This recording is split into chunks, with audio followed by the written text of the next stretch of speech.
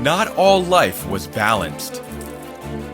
The jumping spiders were having trouble finding food as the ants were taking over. I needed to stop them. It was time to introduce a new predator. Here is a group of scorpions, and not just any scorpion. These are wood scorpions.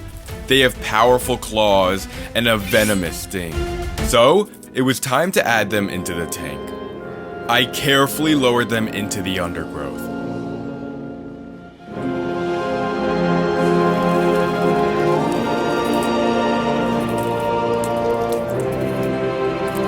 Most of the scorpions decided to take shelter.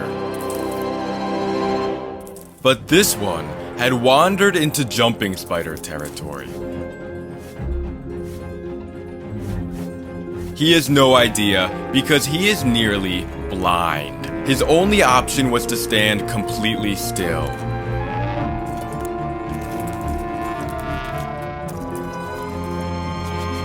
She's tasting him to see if he's food. As she begins to walk away, he moves.